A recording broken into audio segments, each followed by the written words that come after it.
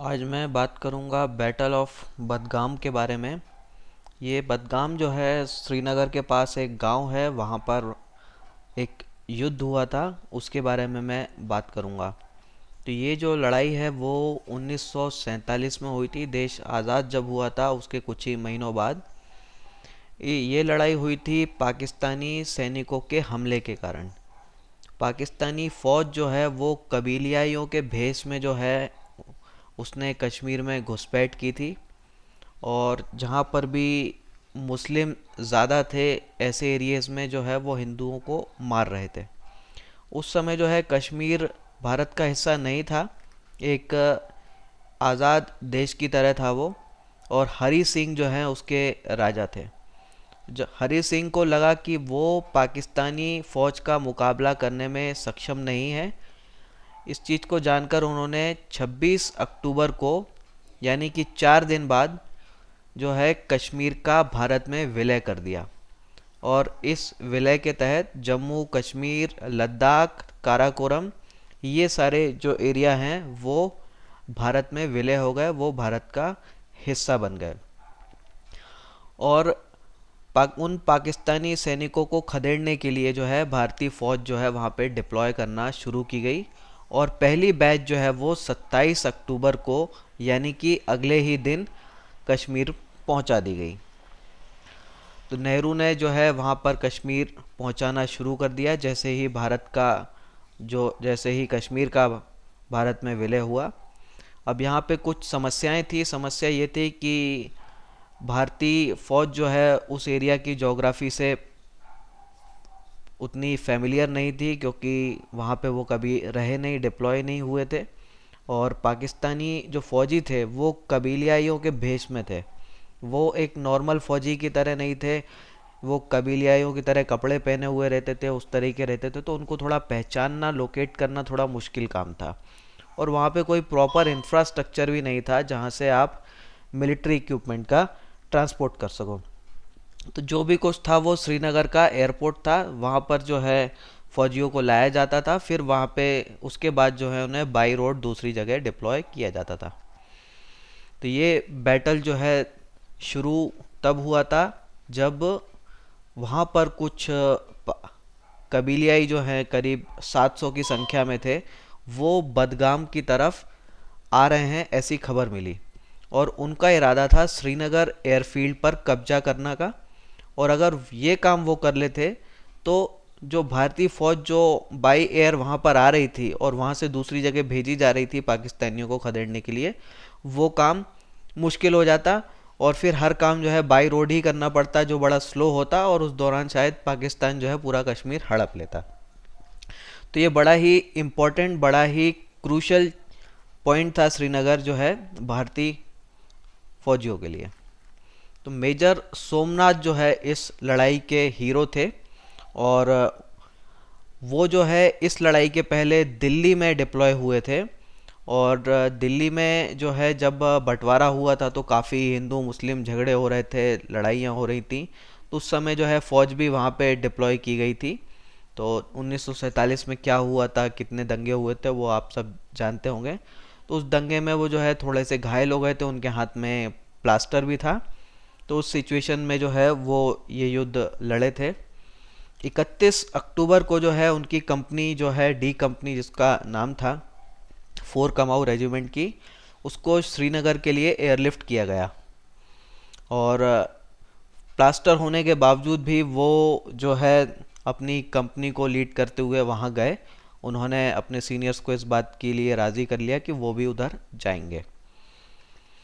तो मेजर सोमनाथ शर्मा की खास बात यह है कि उनका पूरा परिवार ही देश की सेवा करता रहा है। उनके पिताजी जो हैं मेजर अमरनाथ शर्मा, वो भी मिलिट्री ऑफिसर थे। उनके भाई लेफ्टिनेंट सुरेंद्र नाथ शर्मा, वो भी फौज में थे। और उनके दूसरे भाई विश्वनाथ शर्मा, वो भी फौज में थे, और वो सेना अध्यक्ष भी बने थे, आर्मी चीफ भी बने थे 1988-90 के दौरान। वो जो है वो भारतीय सेना में रहे। और उनकी बहन कमला तिवारी, वो भी सेना में थी, वो आर्मी में मेडिकल डॉक्टर थी। तो उनका पूरा परिवार जो है देश की सेवा करता रहा। ये एक बहुत ही खास बात है उनके परिवार के बारे में। तो 3 नवंबर को जो है 3 कंपनियां जो है बदगाम की तरफ डिप्लॉय की गई। वो उनका काम ये था कि जो भी कबीलियाई वहाँ मूव कर रहे हैं उनको, उनकी पेट्रोलिंग करना, उन पर नज़र रखना। तो वहाँ पे कोई खास एनिमी मूवमेंट नहीं दिखा। तो जब कोई मूवमेंट नहीं दिखा तो 3 में से 2 कंपनियां जो है वो वहाँ से वापस बुला ली गई, और सिर्फ एक कंपनी वहाँ रह गई थी, और वो कंपनी थी डी कंपनी, जिसको लीड कर रहे थे सोमनाथ शर्मा जी। तो करीब 3 बजे जो है, या बोलें तो 2:30 बजे जो है, कुछ घरों से जो है उनके ऊपर फायरिंग स्टार्ट हुई। उस समय जो है उन्होंने काउंटर फायरिंग का ऑर्डर नहीं दिया, क्योंकि फायरिंग जो है वो घरों से हो रही थी, और अगर वो भी जवाबी कार्रवाई करते तो कई सिविलियन जो हैं, आम नागरिक जो है वो मारे जा सकते थे। इसलिए उन्होंने इमीडिएट फायरिंग का आदेश नहीं दिया। और कुछ ही देर बाद जो है करीब 700 के करीब जो है लश्कर जो है उन कबीलियाइयों का, जिसमें कि जो कबीलियाइयों के भेष में पाकिस्तानी फ़ौजी थे, वो वहाँ पे आ गए और उन्होंने बदगाम पर फायरिंग हमला शुरू कर दिया। तो उनकी कंपनी जो है शर्मा जी की, वो तीनों साइड से घिर चुकी थी और उनके ऊपर हैवी फायरिंग, मोटार बॉम्बार्डमेंट हो रही थी। शर्मा जी को अंदाज़ा था कि ये श्रीनगर, जो बदगाम का जो एरिया है, वो कितना इम्पोर्टेंट है श्रीनगर को बचाने के लिए। तो अगर बदगाम गया तो श्रीनगर चला जाएगा, श्रीनगर का एयरपोर्ट चला जाएगा, और वहाँ से जो है आर्मी, भारतीय फ़ौज का मूवमेंट फिर नहीं हो पाएगा, या ये चीज़ अगर नहीं हो पाती तो पूरा कश्मीर ही चला जाएगा। तो बड़ा ही क्रूशल था, बड़ा ही नाजुक जगह थी वो। इसलिए जो है उन्होंने पीछे हटने की जगह जो है डटकर मुकाबला करना किया। और उन करीब जो है 1:7 का रेशो था। तो अगर वहाँ से 7 गोलियां आ रही थी तो हम जवाब में एक ही चला पा रहे थे, क्योंकि हमारे पास बहुत ही कम लोग थे।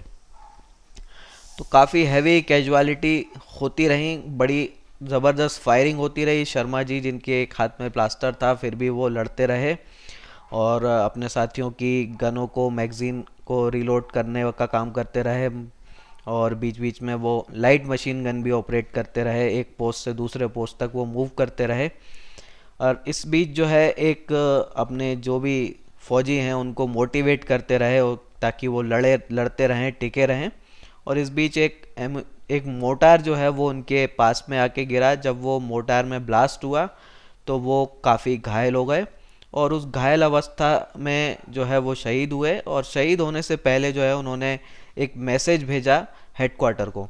तो उस मैसेज में उन्होंने लिखा था कि दुश्मन जो है हमसे करीब 50 गज दूर है, हाँ, उसकी संख्या जो है हमसे बहुत ज़्यादा है, बहुत ही ज़्यादा फायरिंग हो रही है, मैं जो है यहाँ से हटूंगा नहीं, हमारा हर आदमी आखिरी दम तक लड़ता रहेगा।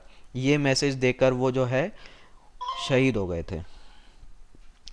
तो ये बैटल में जो है शर्मा जी शहीद हुए, और उनके साथ जो है 20 और ऑफिसर भी शहीद हुए थे उनकी कमाऊ रेजिमेंट का। और इस लड़ाई के दौरान जो है उन्होंने अपने 50 फौजियों के साथ 500 पाकिस्तानियों का मुकाबला किया था। 6 घंटे तक जो है वो लगातार लड़ते रहे, और 6 घंटे के बाद जो है भारत की दूसरी फौज की टुकड़ी जो है वहाँ पर आ गई, और उस दूसरी टुकड़ी की मदद से जो है उन पाकिस्तानियों को खदेड़ दिया गया, वहाँ से उनको मार भगाया गया। अब शर्मा जी ने जो है श्रीनगर एयरपोर्ट को बचाया, और उन्हें जो है इस बहादुरी के लिए परमवीर चक्र मिला। देश का पहला परमवीर चक्र विजेता होने का उन्हें गौरव मिला। तो देश में सबसे पहले परमवीर चक्र जो है वो उनको ही मिला। उन्होंने न सिर्फ श्रीनगर का एयरपोर्ट बचाया, एक तरह से उन्होंने पूरा कश्मीर ही बचाया। वो एयरपोर्ट अगर चला जाता तो भारतीय फौजों को जो मोबिलाइज कर रहे थे कश्मीर में, वो काम नहीं हो पाता, क्योंकि आपके पास दूसरा और ऑप्शन नहीं था। अगर आप ज़मीन से जो है बाई लैंड फौजियों को कश्मीर में भेजते तो बहुत स्लो होता, बहुत टाइम लगता, और उस दौरान तक पाकिस्तान पूरा कश्मीर ही हड़प लेता। तो एक तरह से उन्होंने जो है पूरा कश्मीर ही बचाया। अकेले वो अपने 50 फौजियों के साथ 500 पाकिस्तानियों से लड़ते रहे, और उन्होंने उनको रोक लिया। इनके ऊपर एक टीवी सीरियल भी बना है। ये टीवी सीरियल जो है परमवीर चक्र विजेताओं के ऊपर जो है बना हुआ है। सीरियल का नाम परमवीर चक्र ही है। और इस सीरियल में जो है उनका रोल जो है मेजर सोमनाथ शर्मा जी का रोल फारूक शेख ने निभाया था। तो उसी रोल की एक छोटी सी तस्वीर जो है आप देख रहे हैं, फारूक शेख जो है वो सोमनाथ शर्मा के रोल में। तो इस सीरियल को अगर आपको कहीं मिल जाए तो आप इसको ज़रूर देखिए। और इतनी बहादुरी का जो काम उन्होंने किया, पूरे कश्मीर को जो उन्होंने बचाया, ये बहुत ही बड़ा और बहादुरी का काम था। तो उनकी इस बहादुरी को, इनकी शहादत को हम नमन करते हैं। इसी के साथ जो है मैं अपनी बात भी ख़त्म करता हूँ। आपने मुझे इतना समय दिया उसके लिए बहुत बहुत धन्यवाद। आने वाले वीडियोस के लिए जो है आप चैनल को सब्सक्राइब कर सकते हैं ताकि आपके पास हर नए वीडियो का नोटिफिकेशन पहुँचता रहे।